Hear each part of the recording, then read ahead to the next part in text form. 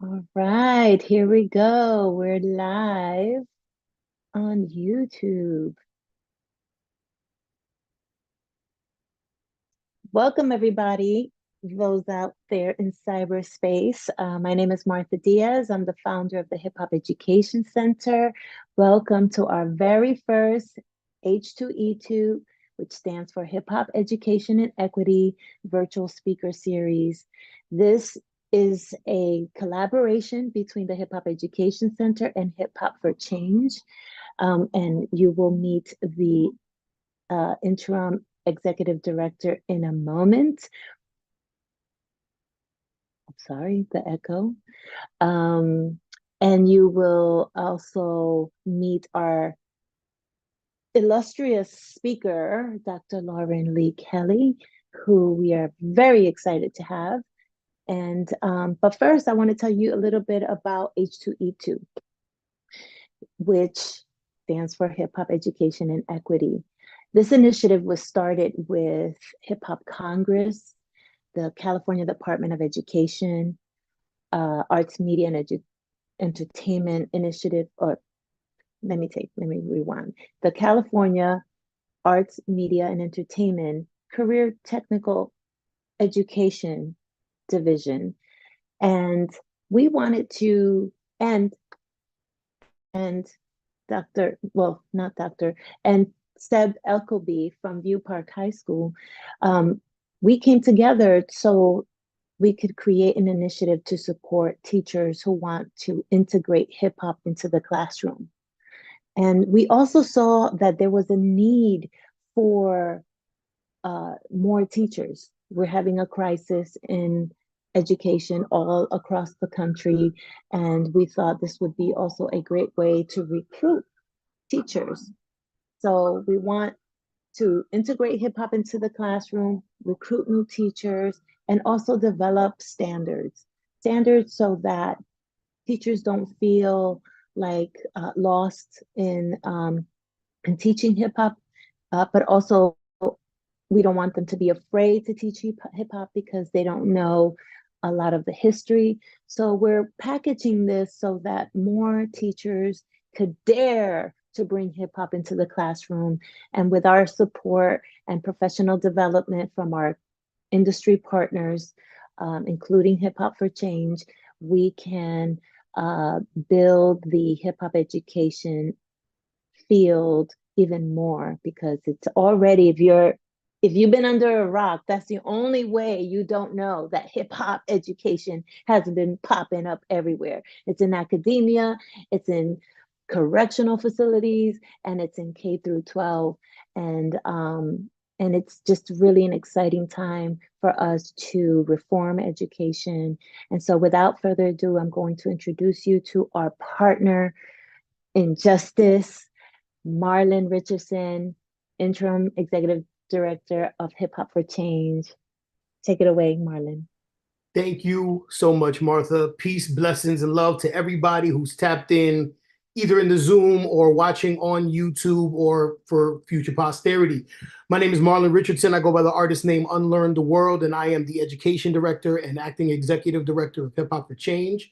And we are really, really thrilled, blessed, and excited and super hyped to be supporting this work with the Hip Hop Education Center and really just be on the front lines of this movement that is hip hop education and how hip hop culture and the communities that we represent can make these inroads into academia, into educational spaces, serving as the catalyst for hip hop to enter every other field of society, for us to make radical shifts in our communities, in our cities, and with our marginalized communities as well. So we're very hyped to support this work, be at the forefront.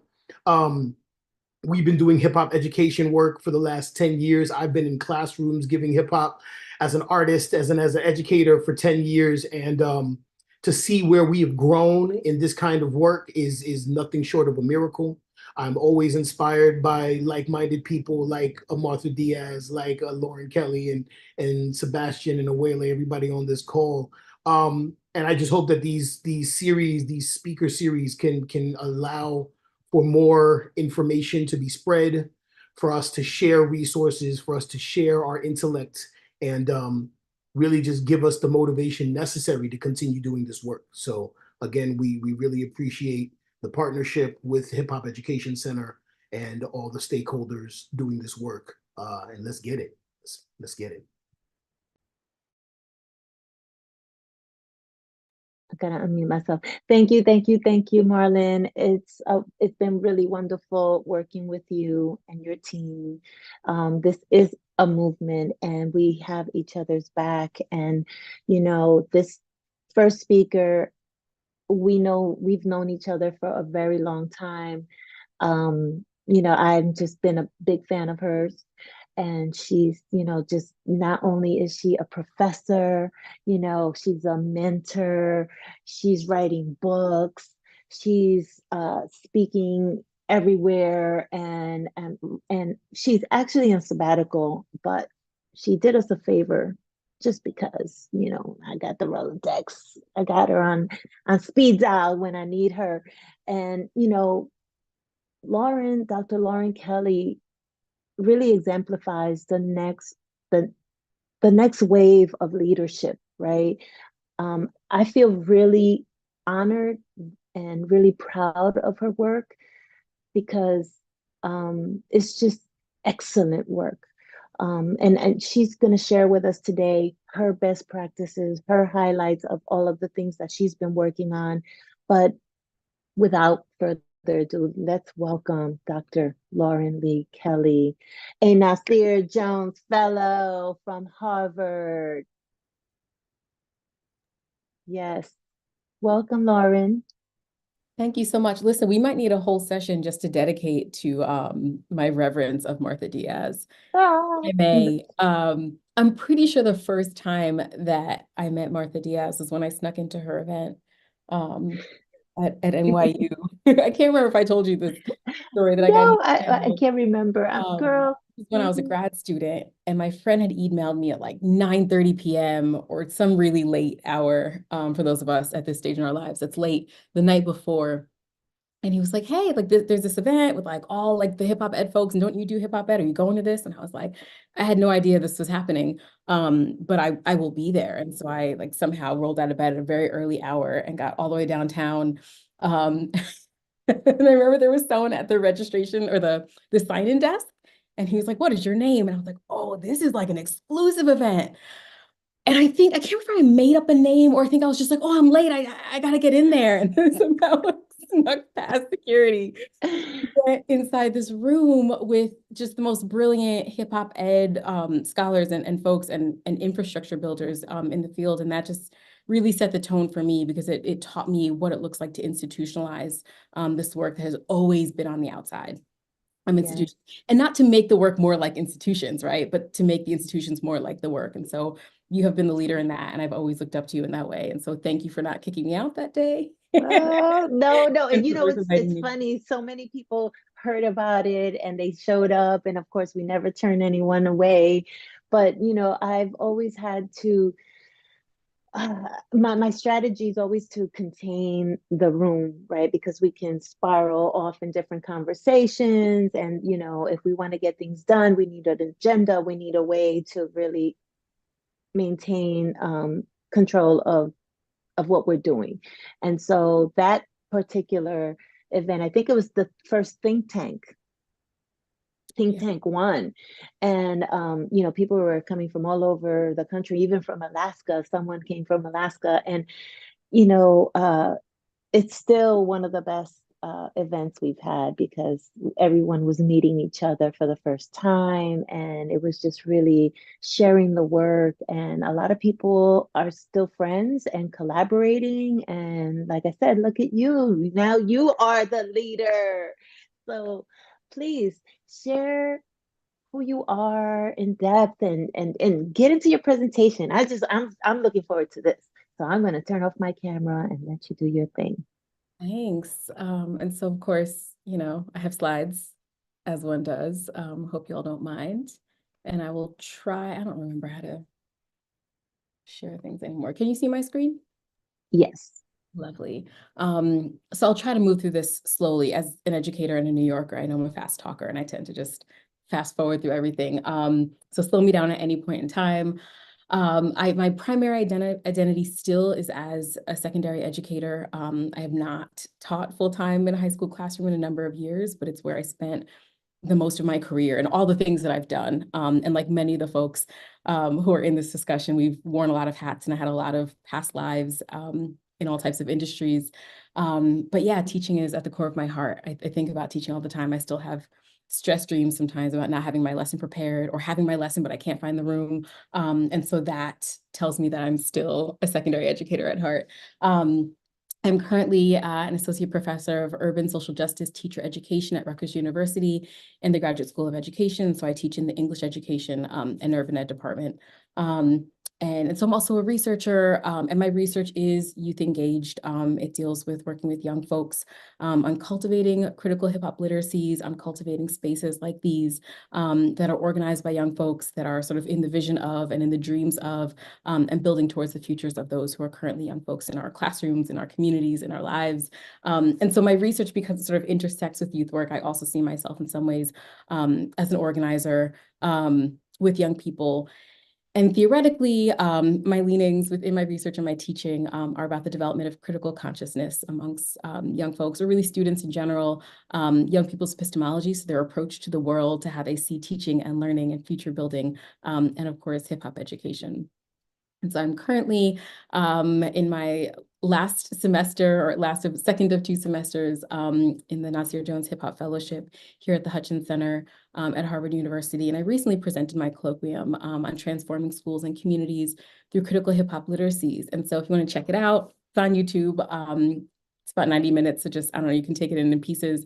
But that's where I talk more about the youth engaged work and the research that we've been doing. But today, I would love for us, I'm realizing now that not everyone's in the chat. And so if one or two folks can just sort of unmute and just shout out, I don't need the explanation because of time, favorite hip hop song, name and artist if you can. Nas, The World Is Yours.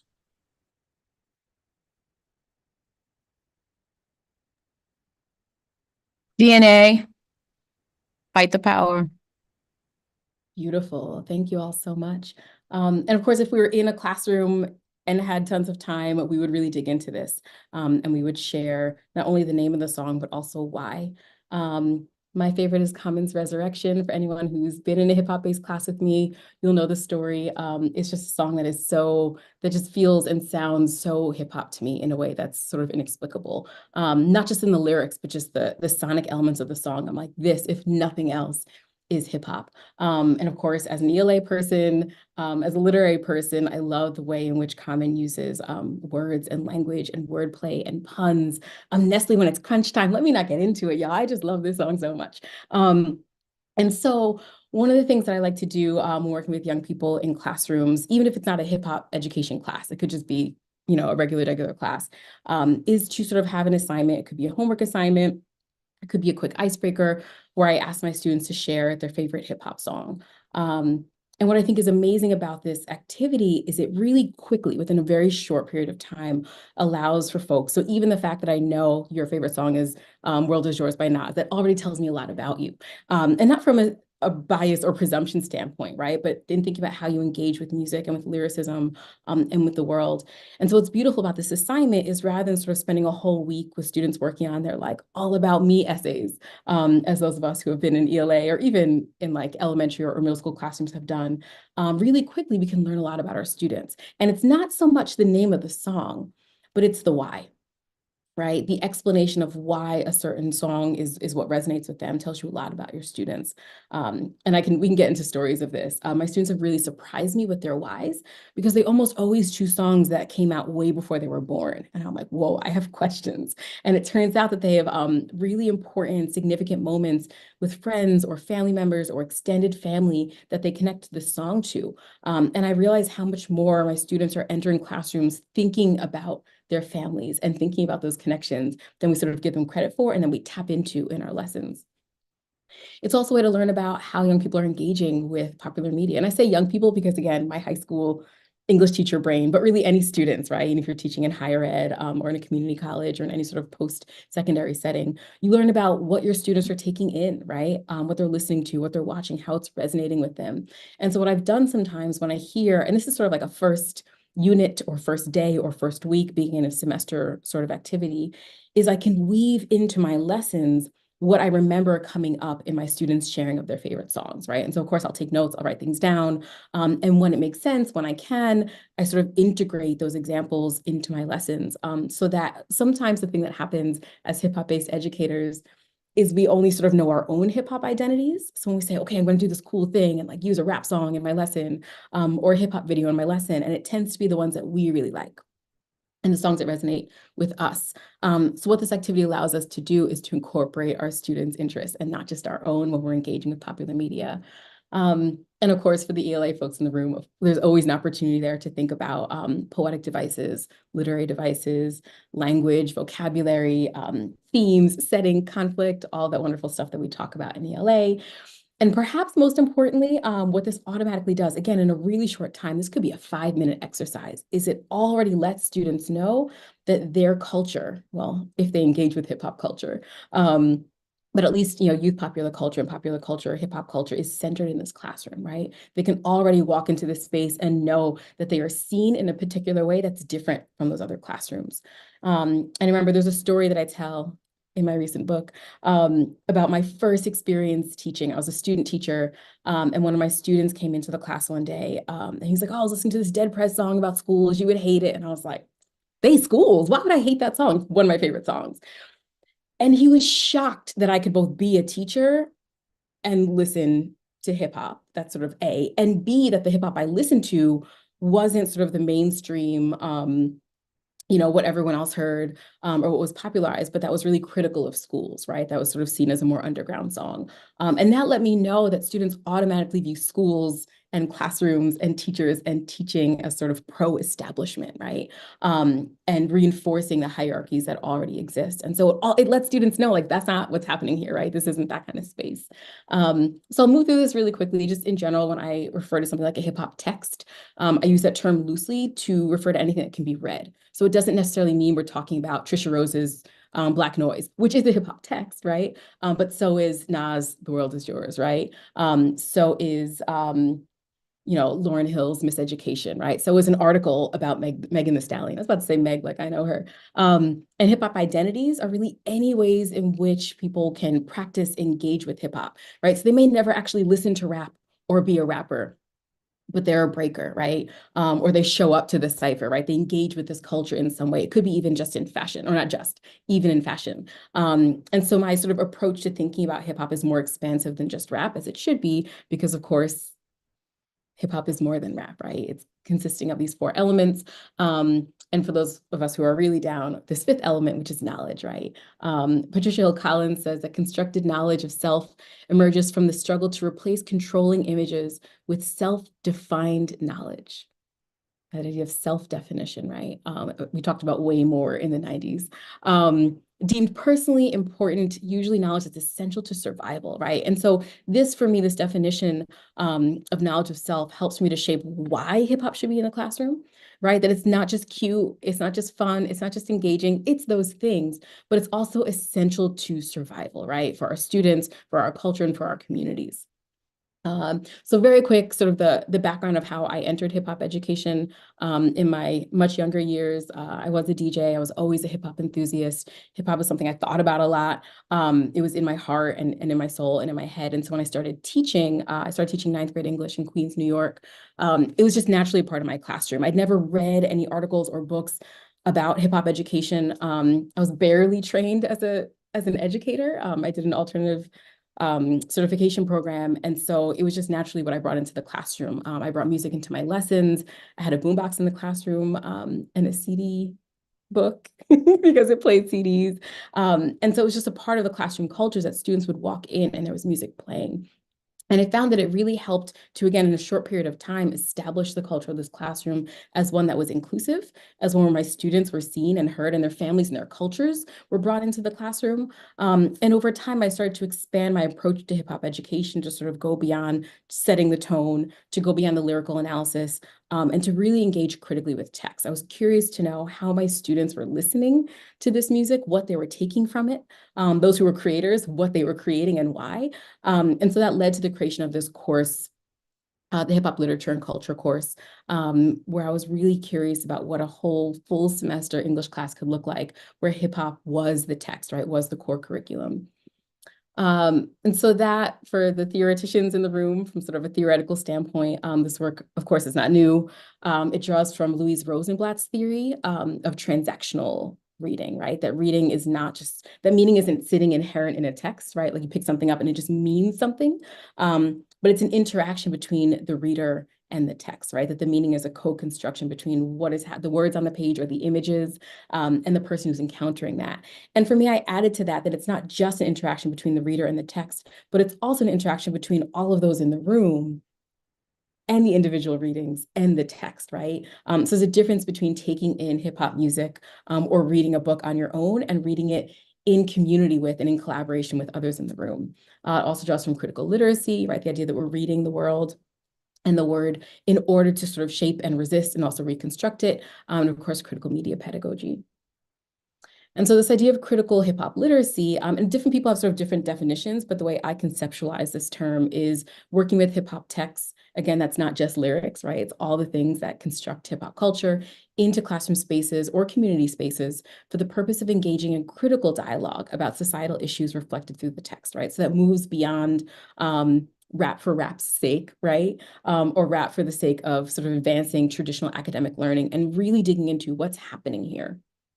Some examples are, I don't know if you all remember this, when this tweet came out from the Theological Seminary, the National School of Preaching, right? And there was some folks were like, this is fine, this is okay. And some folks were like, this is obviously appropriation. And so the conversation we had in my classroom was, what are you all seeing here? It was really essentially a conversation about like who gets to own the culture, how are people's bodies policed differently, right? Depending on what they look like, even if they're all sort of reflecting, representing the same culture, et cetera, right? So really digging into these societal issues through the lens of a text, right? An image in this case. We read parts of Trisha Rose's The Hip Hop Wars to engage in critical analysis of sort of hip hop academic texts. And for the sake of my students, we didn't, between time and also what they were interested in, we didn't read the entire book. This is something that I learned in working with hip hop in the high school classroom, is that reading these full academic texts by the theoreticians, the academics that we love, may not make as much sense for teenagers, right? Maybe they're not trying to read that whole thing. It can feel like any other sort of history book or textbook, but pulling in pieces is really important, right? Because it's important that we introduce into sort of more traditional academic spaces the fact that there are whole fields of study focused on hip hop culture, right? Focused on hip hop as literature, as a form of pedagogy, et cetera. And so the introduction is important, but depending on the age of the students you're working with, I would consider what types of books you want to bring in, right? This is an example of a conversation that happened around, again, thinking about hip hop music, hip hop lyrics, hip hop artists themselves as texts. And we won't read through the whole thing, but something I thought was really interesting in this particular conversation, these are high school students. And this conversation was not about one particular song. We're sort of discussing how women are showing up in sort of the mainstream hip hop world or hip hop scene. And Sasha, who's a 12th grade student at that time, was commenting on Nicki Minaj's line where she says, "I'm not Jasmine, I'm Aladdin." And sort of unpacking, she's like, I know what she means around being tied to strength and wanting to be represented as strong. And she was like, but why can't Jasmine be seen as strong, right? So she's critiquing both the text, right, these lyrics, but also Nicki Minaj as someone who she sees as powerful and should be able to embrace that power as a form of femininity, as opposed to sort of rejecting femininity, right? And so that's an example of developing critical hip hop literacies, is moving beyond sort of the literary analysis and thinking about what do these texts mean in our lives and in our society.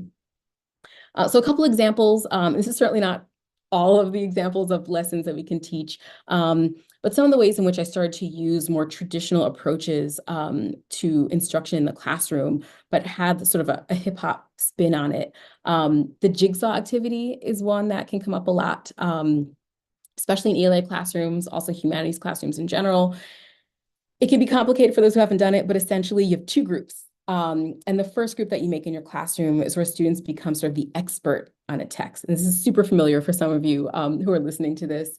And the idea is that rather than having students try to read an entire book and analyze it, right? Or an entire packet or an entire chapter, whatever it is, you give them sort of a section, right? Like a bite-sized piece to become really strong in terms of understanding the content. Then they have the opportunity to go into a different group and share that content, right? So it gives some sense of agency and autonomy, right? And becoming the expert in being needed in the second group, where those folks who didn't read the same section or the same chapter or even the same poem, book, whatever it is that you read, have to listen to you, right, to get this information. It's also a way of students sort of becoming co-teachers, right, and leaning on each other. And so in the first group, what we did was the students would all look at hip hop texts, right? In this case, they were lyrics.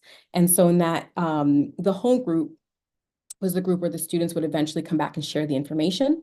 Then they would move into this second group and have one song that they're all examining really closely, right? And it gives them time to think individually about the words, the language that's being used, what's reflected. These are some of the guiding questions that I had them examine to sort of unpack this text. And in this particular case, the thread, what really pulled all these texts together is that we were looking at this notion of survival, right? What is survival? What does that mean to survive, right? In Bettina Love's book from 2019, she said, we want to do more than survive, that survival shouldn't be the goal for Black folks in the United States, right? Or even in the world, that like we deserve more than that, right? And so we're unpacking this idea of survival and using these texts as a lens. And then in the second group, after sort of becoming an expert on that song, they would return to their home group and share what they learned, right? This is how I'm understanding survival through the lens of Tupac or Kendrick Lamar, or whoever it is. And that's when they're moving beyond analyzing the individual text and thinking about what do these songs mean? What do these lyrics mean? What do these ideas mean for the students sort of individually and also collectively, right? What does it mean as a society? And so I had a second set of questions that they would answer in their home groups to have a conversation across the text. I told you I talk fast. The Hip Hop Narrative Project was an assignment in which the students paired up with someone else to dig into how we're understanding hip hop. And this is the conversation we sort of had in the community, that we see rap automatically as being autobiographical, right? Like a pop song, a country song, really any other genre, except maybe the blues, right? We see it as fictional automatically, right? Inherently. For some reason, when it comes to rap, we're like, well, that must have happened. And if we find out that something didn't happen in a rapper's song, right, i.e. Rick Ross, then immediately we like jump on them and say like, how dare you, right? You lied to us, you're misrepresenting yourself. So we had a lot of conversations in the hip hop class around authenticity, right? What does it mean? Why is that something that's required of rappers in ways it's not required of sort of other genres of musical artists? And so to dig into this, the students pair up, choose an artist, and look across their work. So look at some of their songs, look at their bios, and have a conversation around how do they see sort of their understanding of who this person is in the world show up in their songs, and where do they see these fictional pieces coming in, and what does that mean? The hip hop literary criticism, again, is similar to any sort of literary criticism you would do in a literature class, except instead of reading an entire novel, right, reading a whole lengthy work, they could look at one particular song and then apply any sort of literary analysis, right? Post-colonial theory, Afro-pessimism, really sort of any feminist theory, et cetera. And they would apply that to the text to see what comes up, right? What are they noticing when they take this lens? And what's super cool about this is that students will look at a song that they know really well, right? They can know eyes closed, you know, beginning to end, every single word, but maybe never have analyzed it from that perspective. And so these new understandings, these new meanings start to emerge when they're taking multiple lenses and looking at these texts. And that's just an example of a student who looked at The Look of Lust by Omen featuring Kendrick Lamar and Shalonda through the lens of feminist theory, right? And seeing sort of what comes up around the voices and the silencing of women. I'll just fast forward because we only have a couple minutes. Hip hop autobiographies, it's all in the book, but essentially students sort of writing their own story through the lens of hip hop. I see Hanif Abdurraqib's Go Ahead in the Rain, Notes on a Tribe Called Quest book, really as a memoir. If you haven't read it, highly recommend it. Even though it seems like it's going to be a book about a tribe called Quest, I think it's really a book about Hanif Abdurraqib. And it's through the lens of some of the music and his interactions and moments with the music of a tribe called Quest, right? So it's a really powerful way for students to sort of write these narratives. It's usually a required assignment, if not for an ELA class to get into college. And so what does it look like to do that through the lens of a culture they're already engaging with? These are some examples of excerpts that came from my students' hip hop autobiographies. So ultimately, I see critical hip hop pedagogy as having these multiple components, right? You're understanding the values, the ethos, even the sensibilities of historically marginalized groups and students, right? And responding to those needs. So it's not just a place for sort of unearthing those sensibilities, but also responding to them, right? Because the classroom should be a space that also prepares and supports students for their futures, right? Gives them the tools they need to build lives for themselves that are loving, that are just, that are successful, right? And that are equitable. And also exposing students to the histories, the narratives, the cultures, and contributions of communities that have been historically excluded, right? So oftentimes, hip hop education is relegated to like, it's for urban students, it's for Black students, it's for students of color, it's for anyone, right? It's for all students. We don't say that AFAM history courses are only for Black students, right? Or that jazz classes should only be for Black students. It's just how you teach, right? How you engage with hip hop pedagogy or hip hop education should shift based on who's in the classroom, right? And so if I'm teaching a group of students that maybe are very economically privileged, that don't sort of come from backgrounds where they have experienced marginalization or minoritization or oppression, how I teach with and through hip hop will look very different, right? But we can't say that those students don't need to learn about hip hop because they're fine. No, they need to learn about hip hop, right? And they need to move through these spaces of privilege in ways that start to disrupt that privilege, right? And disrupt power and oppression, and how they're sort of inequitably distributed. So plenty of resources that I'm sure folks are already sort of engaging with and exposed to learn more about hip hop culture, hip hop history, hip hop education, not least of which is my book, Teaching with Hip Hop in the 7th to 12th Grade Classroom. Feel free to screenshot this, take a photo, look up the QR code. There is a 20% discount available through June if you use this discount code. If your eyes are closed because you're like resting as you should, it is EFLY0101, or EFLY01 is how I see it. And I will stop here so we can have maybe some discussion and some questions and some chatting. Thank you. Yay! What a wonderful, wonderful presentation. For those who are joining us, this is the Hip Hop Education and Equity Speaker Series, and we just heard the wonderful Dr. Lauren Kelly. And we started a little late because we actually have a cohort of teachers that received the H2E2 grant, and they had the privilege of getting to know Dr. Kelly. And so that's why we started late. And I'm actually going to correct that in the future. We're just going to start 15 minutes after our talk because we want our guests to meet the grantees. So for our teachers, does anyone have questions? I'm going to stop talking. I want you to have the floor. Anyone have questions? Very quickly, if you don't mind, Mhm. Martha, I'm just going to share that slide again because someone asked in the chat. So I'll share it very quickly, and then you can take a photo and as folks are thinking of their questions. Is this the one?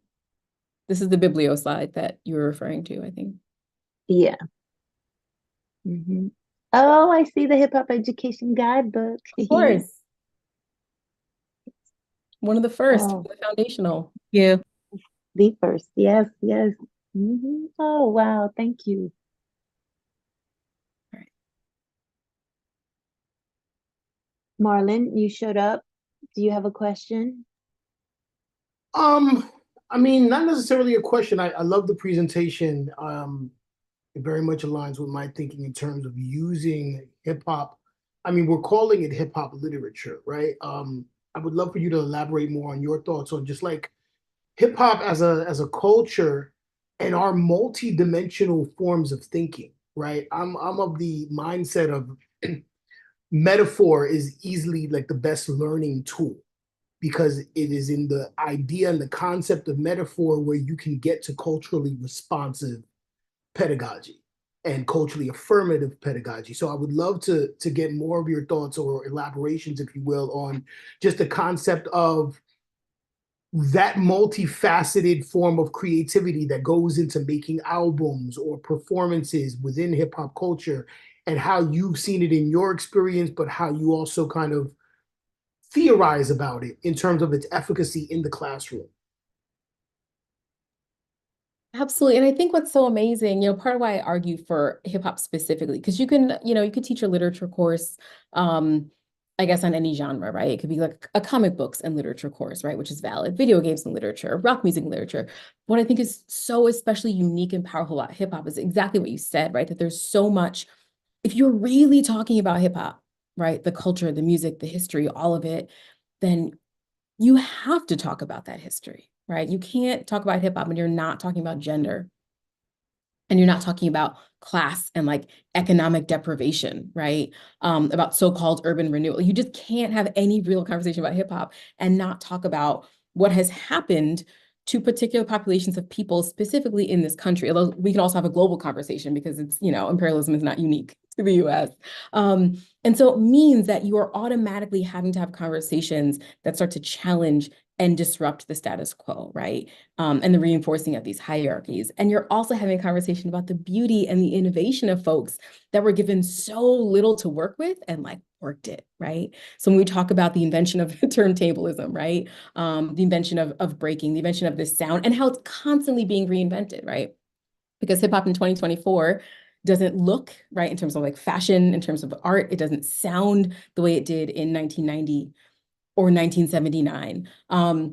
So it's simultaneously, no matter what you're doing, again, if it's a real conversation, you're talking about all of these things, the beauty and the innovation and the creativity and the struggle and the roses that are growing from concrete, right? And even Afrofuturism has always been there. So even as much as we're talking about the history when we're talking about hip hop in the classroom, we're always talking about the future, right? Hip hop doesn't exist without people imagining and trying to build towards and create a future. And so I think, yes, it's exactly what you said, that all of those things are there. And that's why hip hop in particular needs to be in classrooms, right? Because what other genre offers us all of those conversations within one particular culture or history or community? I love that. Thank you for that. Appreciate that. Also, real quick, I love metaphors too. I am a sucker for a good metaphor. I was just listening to Trevor Noah's podcast today, and I'm gonna probably get this wrong, but he was talking about the idea of pigs, right? And he was like, we refer to pigs as filthy animals, right? And he's like, but if you take anything, right, or any animal and like make them live in mud, of course they're going to be muddy. Like what else do you give them? And he's like, but left on their own, he's like, pigs are just as clean as, if not more so, any other animal. And then he was like, and we're all animals. He's like, as humans, we're all some form of animal. And it was just such a powerful metaphor to think about, like, how people like those people in that neighborhood are like this. And it's like, well, if that's all you gave us, like, what did you expect? But what if we had something different, right? Look at what we could be. And I think, again, that's hip hop. Like, look what we can achieve. Even if you didn't give us something different, right? We gave it to ourselves. So love metaphors. Yes, I love that too.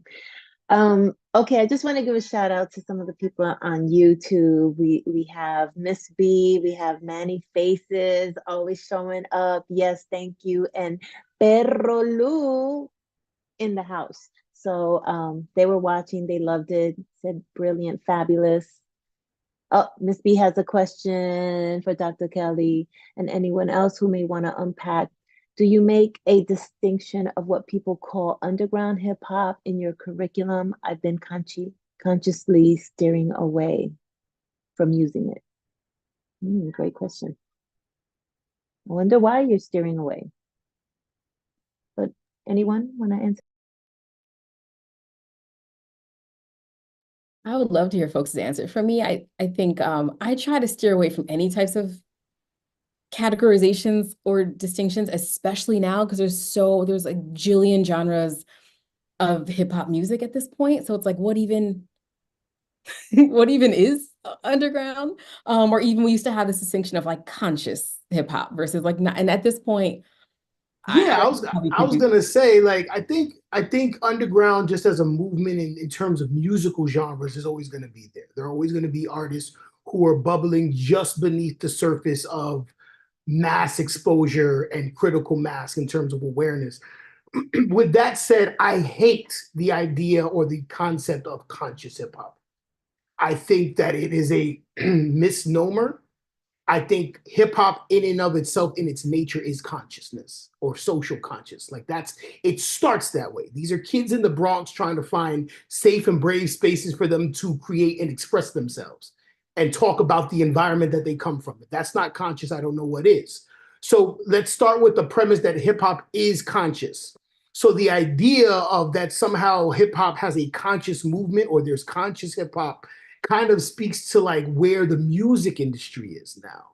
And that somehow these artists who have political or social or emotional messages in their music are somehow on the fringe of this culture, when in fact, that idea is at the center of this culture. And what you're currently seeing now in today's sonic landscape is actually the fringe, right? And that's where you get into this kind of competition or fights that we've been having since 1979, since like Sugar Hill Gang, about corporately co-opted and promoted hip hop and the narratives and the messages therein versus culturally based hip hop, right? That is very much rooted in social consciousness, political awareness, spirituality, all these things that lead young marginalized people towards a path of wellness and healing, right? Rooted in the culture that they live and breathe every single day.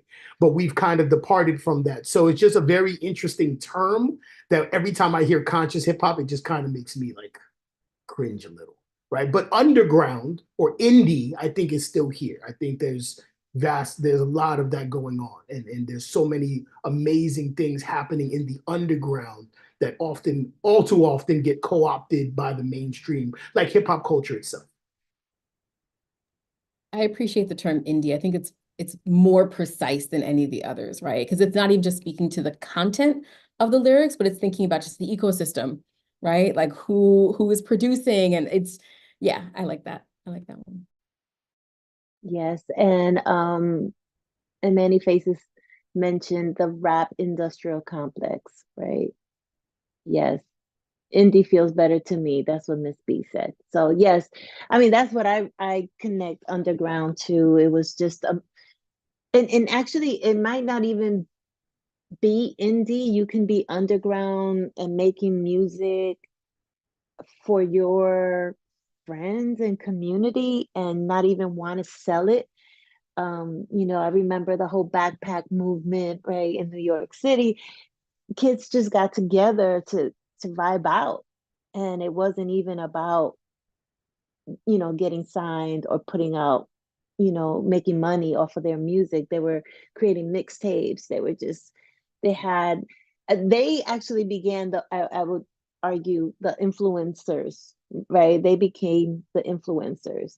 But that's a whole nother, we're going into another rabbit hole. So, Seb, Awele, you're in the house. Anita, anyone want to ask a question, comments?